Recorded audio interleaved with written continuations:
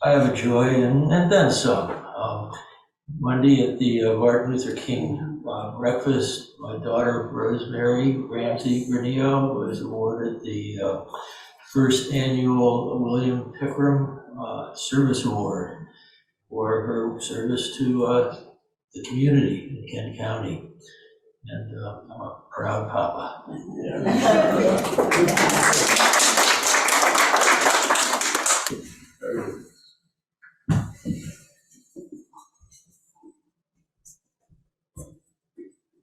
I have a joy too.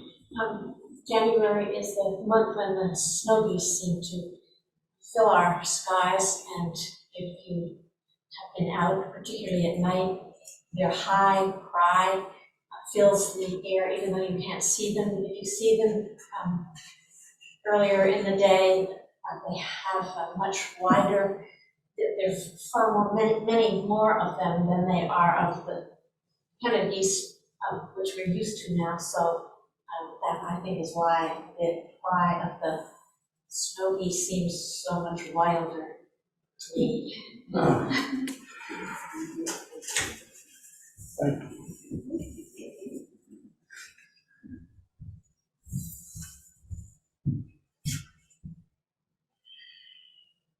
Well, I wasn't sure whether to come up here because I don't know whether it's a joy or a concern or what it is. But I sort of have a bittersweet announcement.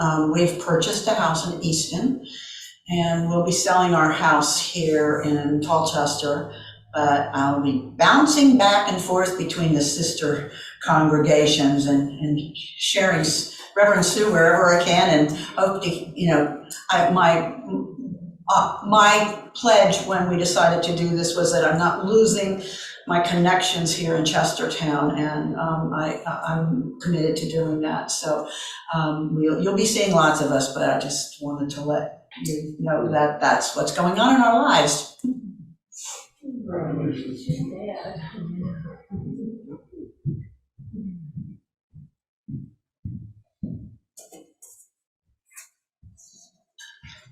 For those joys and concerns shared and those that we may still hold in our hearts, maybe take a moment of silence.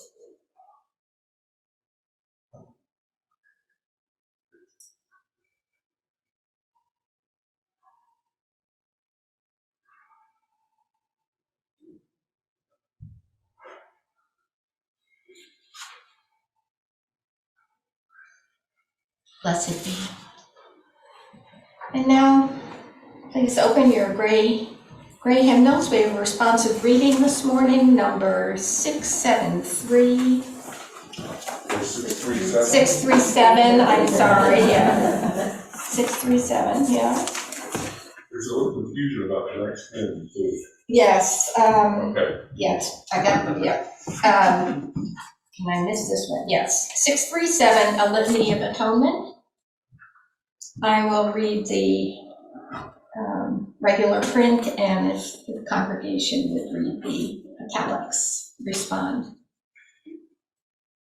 For remaining silent when a single voice would have made a difference. We forgive ourselves and each other. We begin again one love. For each time that our fears have made us rigid and inaccessible. We forgive ourselves and each other. We begin again one love. For each time that we have struck out in anger without just cause. We forgive ourselves and each other. We begin again one love. For each time that our greed has blinded us to the needs of others. We forgive ourselves and each other. We begin again one love. For the selfishness which sets us apart and alone. We forgive ourselves and each other. We begin again one love. For falling short of the admonitions of the Spirit. We forgive ourselves and each other. We begin again one love. For losing sight of our unity. We forgive ourselves and each other. We begin again one love. For those in so many acts, both evident and subtle, which have fueled the illusion of separateness. We forgive ourselves and each other. We begin again one love. and I skipped you the offertory. Now we would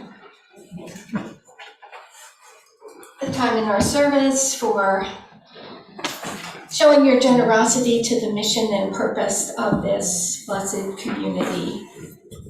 And for those of you who might be joining on Zoom, our website has a donate button.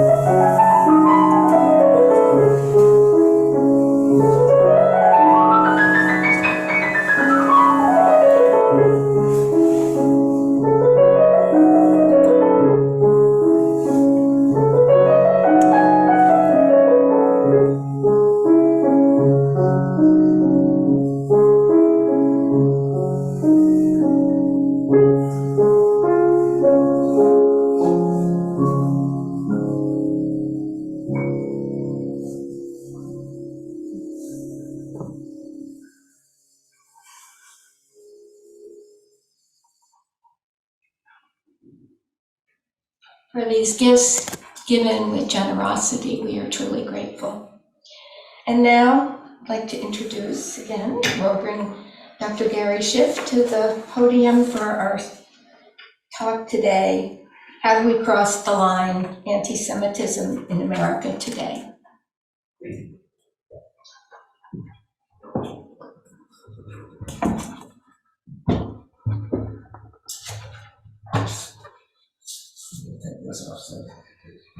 Good morning. Good morning.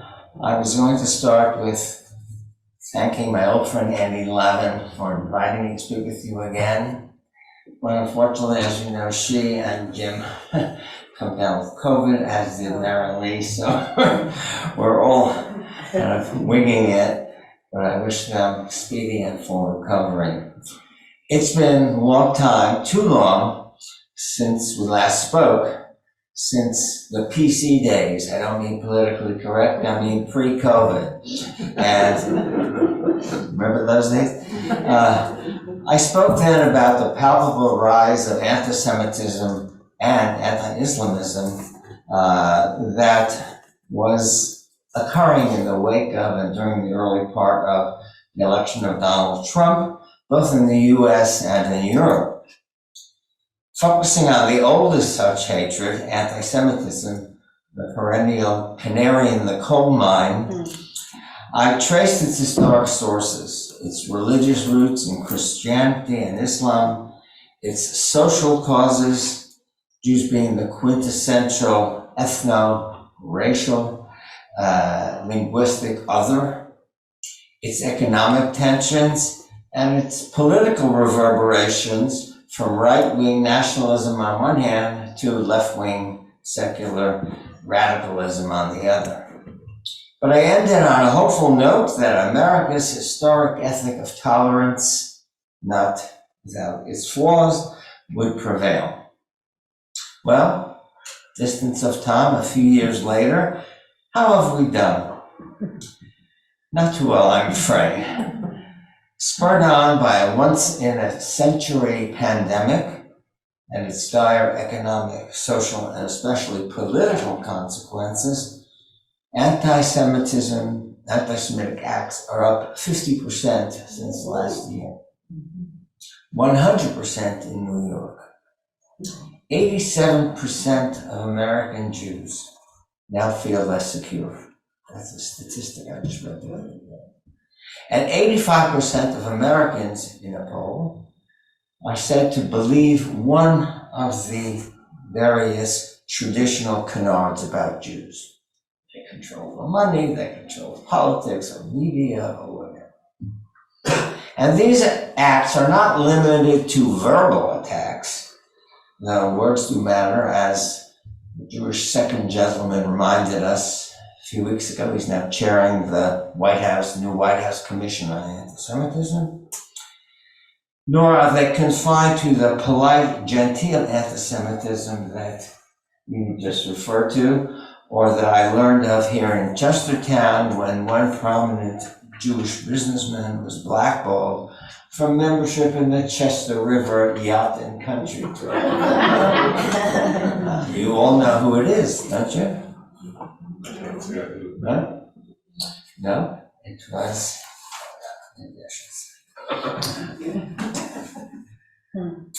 Now, today we are confronted by a far more vicious and virulent and violent manifestation of the old Jew hatred, Judenhasse in German, which is what it was called before the term anti-Semitism was coined in the 19th century by the German writer Wilhelm Marr. But such actions in America are not unprecedented. In 1915, a young Jewish man named Leo Frank was lynched in Marietta, Georgia, after having been accused of raping and murdering a young non-Jewish white girl, and no one was ever held accountable for his murder. Personally, my grandmother told me that when her older sister Eva married a Jewish merchant in Macon, Georgia, around the same time, she always walked around with a pistol on her hip. Jewish woman in Macon, Georgia in 1915. General and later President Ulysses S. Grant expelled all the Jews of the Upper South, Kentucky, Tennessee, etc. Stories of their trading with the enemy, i.e. the South, which were not true, until the order was rescinded by Abraham Lincoln personally. So there's a long history. Such anti-Semitic acts were not limited to red-necked, white-hooded KKK types. There were also such prominent Americans as industrialist Henry Ford, who serialized the classic anti-Semitic tract, The Protocols of the Elders of Zion, in his weekly newspaper. Went on for more than a year. And who received the highest civilian honor from none other than Adolf Hitler. And also famed aviator and head of the first America First Party, Charles Lindbergh, who accepted the same honor from the Führer. The 30s and early 40s saw the rise of pro-Nazi movements all across the United States, from the German-American Bund to the Silver Shirts to radio celebrity Father Charles Coughlin's Christian Front. In her, in her recent podcast, Rachel Maddow describes the subversive machinations of a United States senator and other senior officials in cahoots with the Nazis. But much of that kind of plotting was sub rosa behind the scenes. Today, we are witnessing wider and more explicit manifestations, not just defacing Jewish cemeteries and synagogues, but violent assaults on Jews, particularly ones who are dressed in traditional garb. Jewish students are harassed on many college campuses, this I know.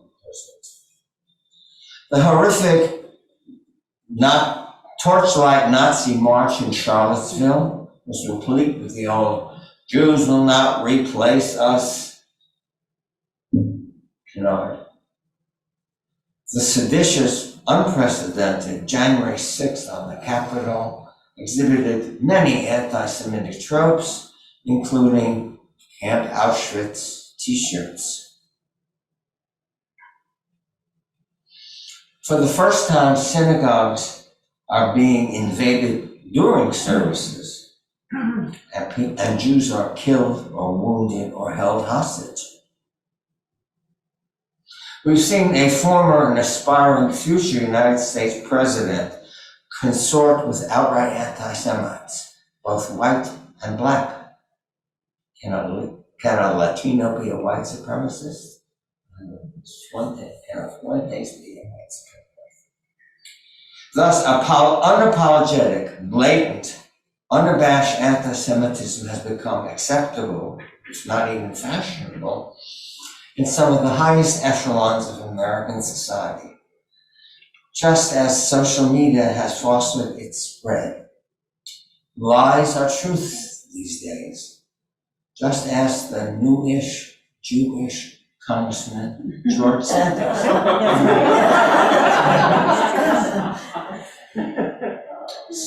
Sworn into Congress. Whatever his name is. Sure.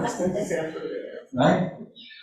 So have we crossed the line from quote unquote tolerable anti-Semitism with which you can somehow cope to what that great humanitarian Kanye West, aka Ye, calls DEFCON 3, a state in which individual Jews, as well as the Jewish community as a whole, has to be concerned with its security, even its very survival. Without seeming overly alarmist, I think we have. Shades of Sinclair Lewis's prophetic 1935 novel, It Can't Happen Here. Well, it can happen here, and it is.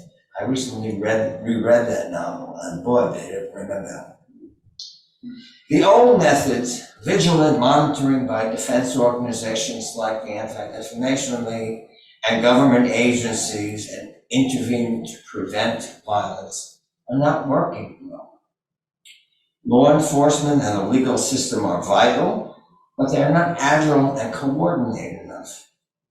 And while private security has become much more common and useful, its limitations are obvious. You can't guard every Jew and every Jewish institution all the time. The logistics and costs, not to mention the psychological toll, would be astronomical. Would you want to live 24 hours a day surrounded by armed security guards? Or electronic eyes? Is this the price we Jews have to pay now to live in America? I know many Jews who are now immigrating to Israel. Just a month ago, I attended the wedding of my granddaughter, Elizabeth. She and her new husband those ultimate leaders. That's what I do. Education is often seen as the prime means of preventing or diffusing anti-Semitism and of familiarizing people with Jews in a positive manner. As a lifelong educator, I'd be hard-pressed to disagree, though there are some that are beyond reach, right? Most of these efforts in recent years have focused on the Holocaust, by museums, curricula, books, plays, films, television. They replayed The U.S. and the Holocaust, an excellent documentary, just last night. By the way, International Holocaust Memorial Day is on January 27th. Your timing is perfect. As one who has taught, written about, and traveled widely to the sites of the Holocaust, I agree its impact can be profound. It would take a very cold-blooded, hard-hearted individual to stand in front of the crematoria in a concentration camp, as I have done a number of times, and not be deeply moved. Just people stunned or stop crying or. A recent delegation of senior Muslim clerics to one of these camps had the same effect. It was overwhelming. And such a visit can ideally help people understand the deep Jewish anxiety about anti-Semitism and about the centrality of Israel in the Jewish consciousness.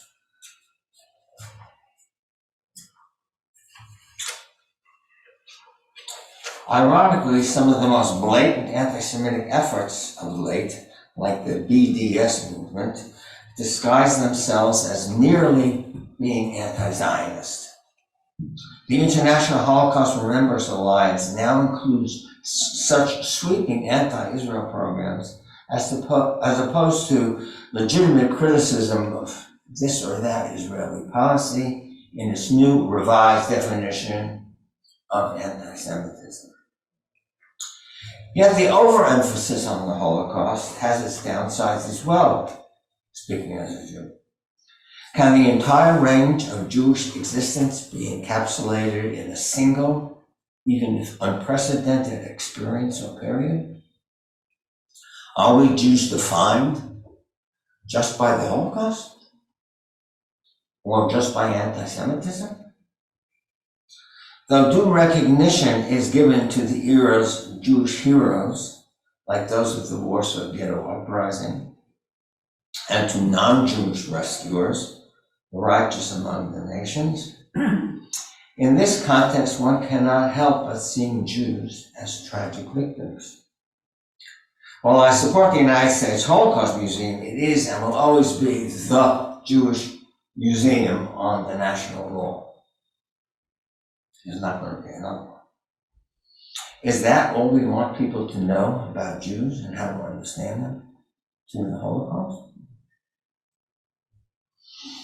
Is the nearby African American History Museum just about slavery, as important as that is to their history? No, there are other important aspects of Black history that are also worthy of attention. Similarly, the new Polin, that's the Hebrew word for Poland, Polin Museum, built atop the ruins of the Warsaw Ghetto, which is an incredible museum. It certainly deals with the Holocaust, given the fact that it is at the center of what was once the largest Jewish city in Europe and the largest Jewish country in Europe, so it has to deal with that. But the museum also presents it in a rich panorama of over 1,000 years of Polish Jewish history. So it's not just 1939 to 1945, it's 1,000 years. So you get a sense of the wealth and the intellectual and cultural wealth of this community, not just of their tragedy. Without such context, can one really understand or appreciate the impact of the Holocaust? I don't think so. Likewise, our efforts to counter anti-Semitism would be greatly enhanced by also fostering a broader and deeper understanding of Jews. Personally, I was moved a few years ago when I was still leading live services with the Chavurah, when two important members of the African American community, one a pastor and one a lay leader, approached me and asked to participate in all the services in Rosh Hashanah and Yom Kippur. Which I said, sure. Yes, Jewish services are longer than most, certainly longer than this one, and do contain a lot of Hebrew, but they are also replete with the history and culture of our people, from the Exodus, Mount Sinai, to the Holocaust and the state of Israel, both its tragedies and its triumphs. They both came away with far greater appreciation and understanding of our history and culture, and were able to convey that to their respective congregations. One has since asked me to help them learn Hebrew, which I have done. That's quite an amazing thing. I'd also like to think that my years of slide lectures at Washington College about the history of Jewish communities across Europe, Spain, Portugal, Germany, Poland, France, Italy, Holland, England, had a similar effect on the public's understanding of Jews in our community. So maybe a much broader-based educational effort than just Holocaust awareness is indicated in these dangerous times. With the help of good people like you, I think we have a chance of succeeding. Thank you. And before taking any questions, as a cantor, as usual, I'd like to sing a brief piece. Now, I had one prepared, but when I opened your hymnal, I found not only a classic Jewish hymn, but one of my all-time favorites. So, Michael and I performed this. In Hebrew, it's called Yigdal. It is number 215 in your hymnal, in your grade book. Now, it does say at the bottom of the words written by Daniel ben Judah in the 4th century. He lived in Rome, and he wrote this poem called Yigdal, May He Be Magnified. And the music was, in fact, written by Mayor Leone, who was the chief cantor of the Great Synagogue of London, which stood until the Blitz. But the poem was based on Maimonides' 13 Principles of Faith, which he wrote somewhat reluctantly when Jews were being harassed and questioned about their religion and so forth. And Judaism doesn't have a Nicene Creed or a 5 pillars like Islam. So he sat down and wrote these 13 principles, and Daniel ben Judah in the 14th century put them in a poem, and Mayor Leone wrote the music. One fine Shabbat morning, a strange gentleman appeared at the Great Synagogue, sat through the whole service, and afterwards they asked who you are. He said, I'm the Reverend Thomas Olivers. Oh, I'm of the New Methodist denomination, and my job is to compile the first Methodist hymnal, so I'm checking with our roots, finding it again, and I love that closing hymn of yours. What was it called?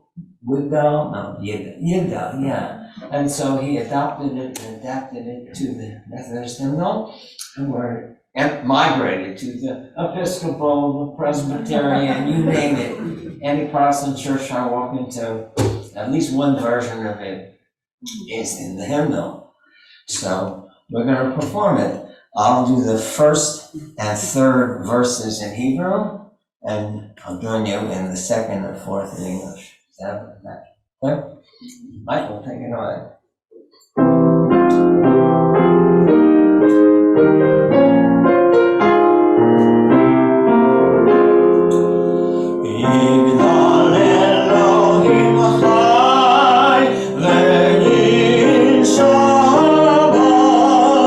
Nimtza v'yein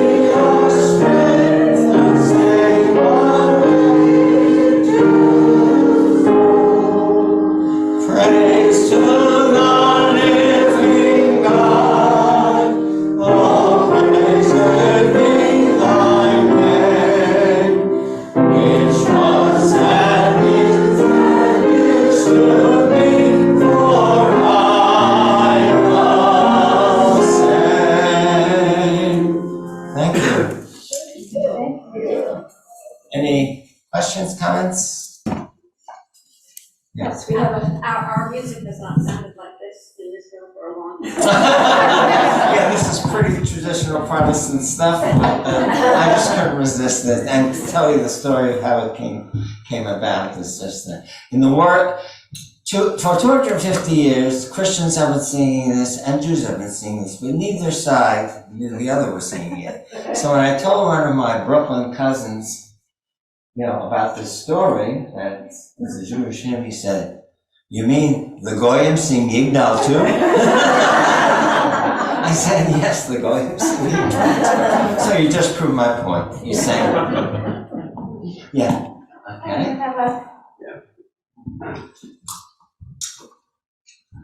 I think I'll turn this over to my son David. There was a podcast about 22 senators and representatives in Congress in the 1940s, right on up through 44, who were pro-Nazi, anti-Semitic. And they were all put on trial at the same time. And such a chaos, the judge retired to his chambers and died. They would have had to start the whole thing over again. Truman become president, and they just dropped the case. So we have a background in this country of anti-Semitism and pro-Nazi. It wasn't all us against them at all. I had no idea we had a division in the nation during World War II. Right, till very late in World War II. You're absolutely That's correct. the podcast that you mentioned. Yes. Yes. Rachel Matt Ultra, exactly, and it's still amazing. to listen to it. It's an amazing series. Anybody else? Yes, ma'am. I read a book a while ago by Philip Roth that I would recommend for people who want to think it can't happen here. And it's called The Plot Against America, and it's horrifying because it talks about how they did it our way. And it's just, it's very, very sad. It's very similar to the Sinclair Lewis book that I mentioned, how gradually, they replace people in public office, they disregard certain rights, I think Lewis is about a small editor in New England and how slowly but surely his freedom to publish, and before you know it, people disappear. It is scary. And a lot that I read that happened in Europe at the time is very similar. It didn't happen overnight. It started with, Jews can't do certain occupations, they can't live in certain places, they can't publish books, and, over a period of, from 1933 to 1938, it went from here and only got worse. One author that I'm reading now said, the first phase of 1933, 1938 began the actual solution of the Jewish problem. One of the things in Roth's book is that when they started to put these plans in place, the biggest thing that they tried to do was to disrupt the communities. And they would break up the communities, the geographical communities, and they just would send them away to different parts of the country where they lost their cohesion and they all fell apart, and it was just heartbreaking. The same thing was done in Europe, in Germany, Poland. A lot of the smaller communities were completely uprooted, small towns in Germany, and Jews arrested and sent God knows where. And in the big communities too, parts of the main cities like Berlin and us, all of a sudden Jews had to live in a certain limited area. They weren't walled ghettos like they were in Poland, but Jews couldn't live in Millington and all the surrounding towns. They had to live in a certain part of Chestertown, which of course labeled them right away before there were mandatory stars. You live on such and such, well, we know who you are. And then people would walk by them on the main street and just look the other way. They didn't feel they were socially part of the community, and before you knew it, Well done. And good to see you. Everybody in these, I've been to many of these towns. I've been to Dachau. It's a small town. It's like not bigger than Chester. And Jews went from the train, which is a commute train from Munich, maybe 20 minutes. And there's only one way to get to the camp, which is down the main street, down High Street, as it were. And 200,000 people were marched down in the course of that camp's existence. So everybody in the town saw it. And all these people went there and nobody came back. So where did they all go? And the camp was an existing building that used to be a munitions factory. So everybody knew what the building was. And there were apartment houses around it too. So people could see over the barbed wire. I mean, this wasn't any great secret. The founding of Dachau was announced in the press and the media. This was One last, yeah, time for one more.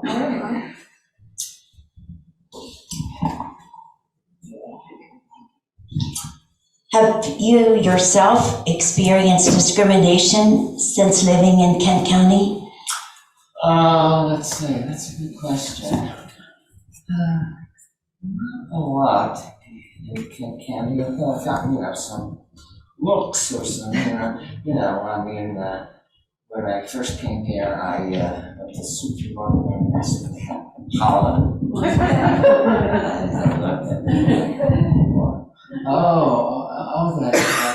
That special twisted bread. Oh, we only have that for Christmas. I don't attribute that to ignorance, but to anti-Semitism, but to ignorance. But the first weekend I was here, in my house, I went to Galena to get something, and I don't know where I went to afterwards, but I saw a KKK demonstration. In Galena, I don't know why. And I said to myself, maybe this wasn't such a good idea. I mean, I never said why. But I have experienced discrimination in my life, and certainly members of my family have. My grandmother's sister was the father's mother's sister, was the only member of the family who were not able to get out of Poland before. She was married, she had a husband, small children. So I know what it feels. And the people I grew up with, in fact, were children of displaced persons. Thank you all. Thank you. Okay, we have one last hymn, and it's 186, not 187. And I'm not sure we know this hymn. Yes. But it looks real straightforward. Okay. So please rise and find your spirit. Grieve not your heart. 186.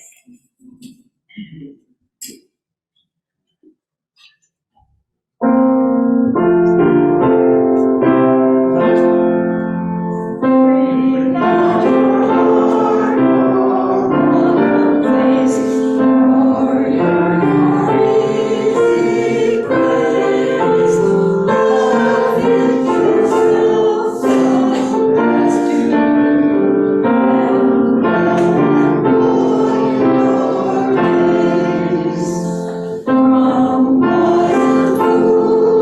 foolish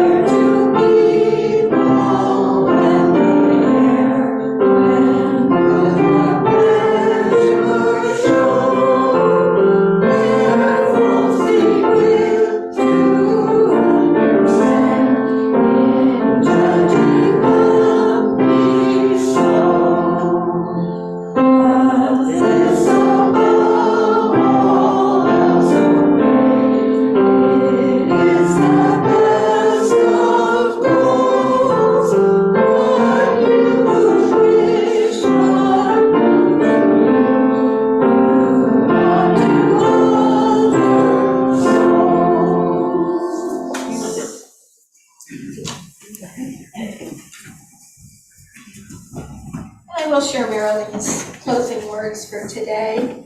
We're from Maurice Sendak, the famed Jewish children's book author, Where the Wild Things Are, and others. He said he remembered in his Brooklyn-based childhood the tears shed by his Jewish-Polish immigrant parents as they would get news of the atrocities and the deaths of relatives and friends. And he said, quote, "My childhood was about thinking about kids over there in Europe. My burden is living for those who didn't." Let us go out this week and live our lives with the grit of Maurice Sendak, who wrote books for children about truth, a particularly unsanitized truth, which he felt children were old, as well as we can all live our lives. The grace of knowing that while we are not perfect in our empathy with those who suffer, we can summon the courage to try again and to get better. And now we'll extinguish the flame and then sing the benediction. Extinguish this flame, but not the light of truth, the warmth of community, or the fire of commitment. These we carry in our hearts until we meet again.